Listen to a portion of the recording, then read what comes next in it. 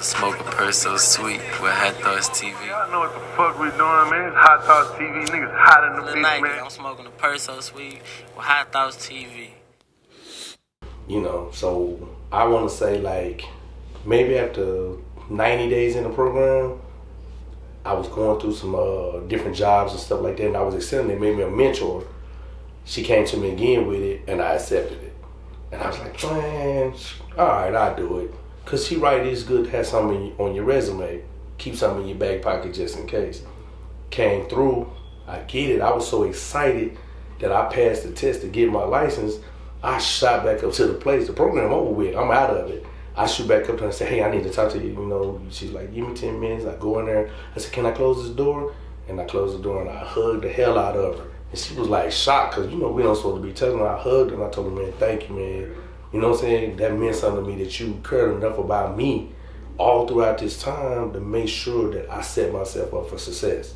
You believed in me and you kept telling me that and I couldn't really see it. But today, it all came true. I could see it. You know what I'm saying? So that put me on the trajectory to move forward and just be like, hey man, no matter what happened, I can conquer anything. Just get at it. You know? Yeah. So yeah.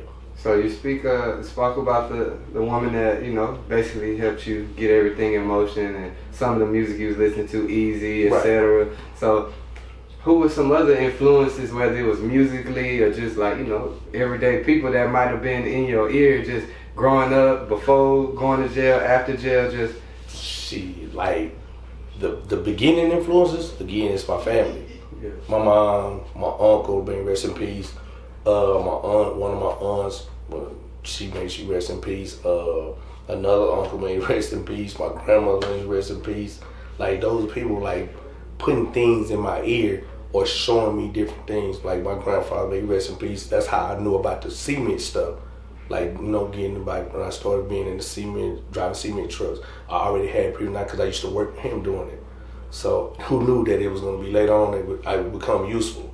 But they was just giving me different game, you know what I mean? But I'm not going to call it game. It was just they was giving me life lessons. Because that's what our game is just experience and knowledge and wisdom of something that you've been through, and then you're enlightening somebody about it because they don't know it. That's game, you know what I'm saying? So it's life lessons. So life lessons becomes game, per se, the slang word for it, but it's actually knowledge, you know what I mean? So, yeah, so they tighten me up. So to go back to my mom not being there, I still need that guidance. She gone. So now I gotta figure out how to get that. But guess what? She gave it to me. It was in me all along. All I had to do was just tap back into it. And then it just, you know, now I got her. Yeah. You know what I'm saying? I have to manifest it myself in order to have her spirit with me walking at the whole ride. You know what I'm saying? Each way I go, she walking it with me because I manifested. Sure. And, you know, rest in peace to those that's not here for sure. Right. It sounds like you dealt with a lot of death around you as far as people close to you.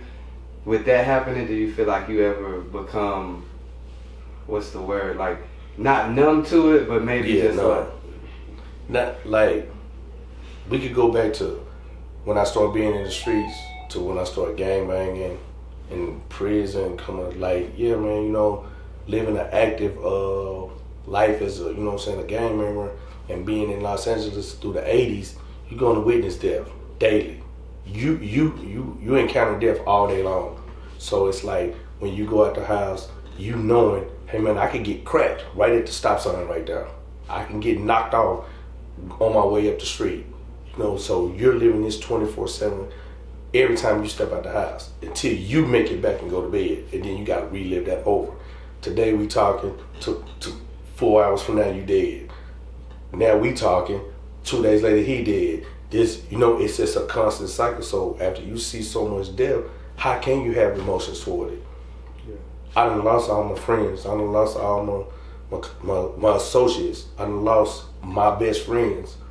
So it's just, shit, it be showing up pretty soon for me. You know what I'm saying? You on that type of time. Because how can you have emotions and attachment to something? So just, not to babble on, but just going in a deeper level, everything's superficial. So up until the point I got incarcerated, my relationships with women were superficial. My connection with people was superficial because I didn't want nobody to suffer. Like I seen people go through it when they lose somebody. They losing these guys, my friends, and they just had a baby, and the baby mama messed up because he gone. Parents messed up. So I kind of like started disconnecting from all of that, disconnecting people from me. So if something did happen to me and I met my demise, they wouldn't be too messed up. Yeah. That was me.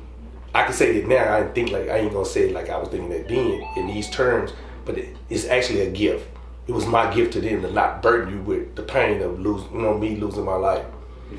So yeah, it's numb. You numb to it. And speaking on the gang banging, like I said again, I don't know too much about it, but one thing I've heard several times is California, LA is like the motherland of where a lot of it started. So again, if you're able to speak on it, what gang were you a part of, and like how I'm from neighborhood 111. So that's on the west side of South Central. So that's like in the hundreds. So how I got involved in it because, again, my family, they from 60s. And my mom told my uncles then, don't allow me to be from 60. So the word was passed through the neighborhood, don't put my son on, don't put my nephew on, that don't do it. So when I would come and try to hang out, man, you gotta go home, man. My uncle said you can't, you know what I'm saying? You can't, okay, cool. So my grandmother, like, here in Texas we don't have that, so it's like a house in the front, then there'll be a house in the back. But if it's a carport that connected, that's considered one house. You feel what I'm saying? Sure. So a dude, he was living in the back house. He was from 111. We got real tight. So started going to the hood with him, courted me in, and rest is history. You know what I'm saying? So yeah, that's how that pretty much went.